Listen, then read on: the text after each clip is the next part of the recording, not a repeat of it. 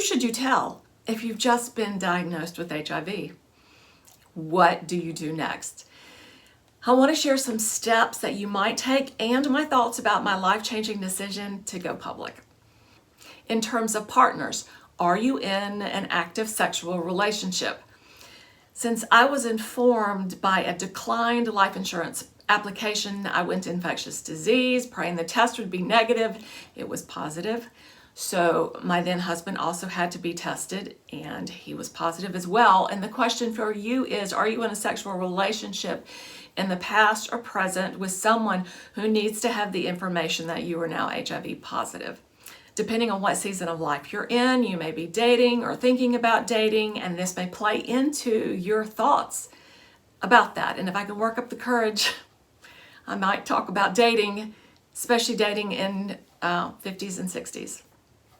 For me personally, I couldn't imagine not sharing this diagnosis with someone that I was intimately involved with. For me, it won't be unless I remarry. But those are things that you need to think about. If you're in a loving, trusting relationship, why would you not share that anyway? I think it's vitally important. Also consider using additional prevention options. If you're unsure for any reason that you have an undetectable viral load, have a high viral load, which is 200 copies of HIV per milliliter of blood or greater. If you have trouble taking your HIV on a consistent basis, you've missed some doses since your last viral load test, or have stopped taking HIV medicine or may do so in the future, you need to use protection to prevent it if any of those things apply to you. And by situation, I got a call from the health department the next day after the diagnosis, and it was painful. The questions they asked were humiliating, quite honestly, but the infectious disease clinic I went to passed on that information because it's required. All 50 states do require both physicians and labs to report to local or state health departments if there is a diagnosis. Thus the call from the health department. However, because AIDS cases represent onset of the disease caused by HIV data is necessary as well to monitor the epidemic. I won't get political in these videos because that's just not who I am, but after our COVID experience, you may have objections to this requirement. However, there's nothing you can do about it. And this should not be a reason not to get tested.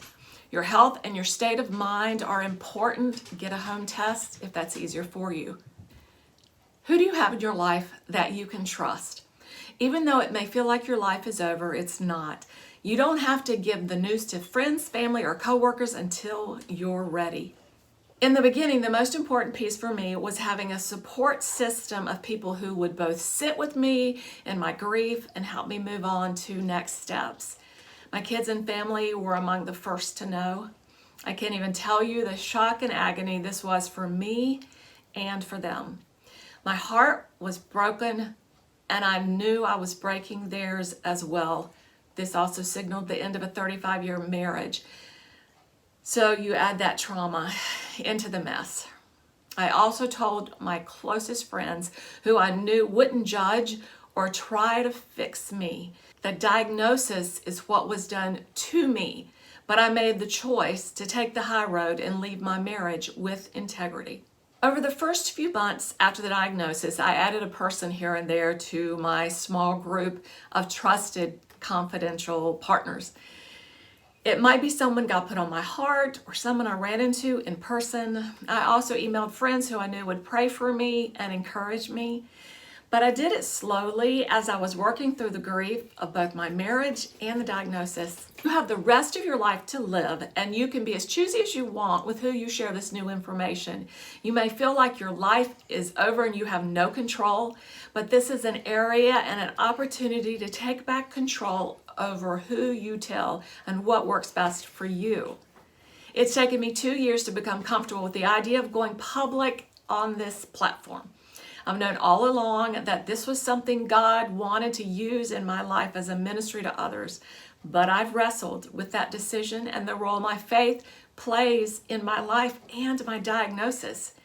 Many hours have been spent with a Christian counselor seeking the right decision for me and my family. I am tired of living with the secret. I want to be a light for other women who are in desperate situations and see no way out. This platform fulfills my lifelong desire to encourage women in hard places with hope. That desire just took an unexpected turn with an HIV and AIDS diagnosis. Lastly, know that you are not alone in whatever crisis you may be facing today. Sending hope and much love to you.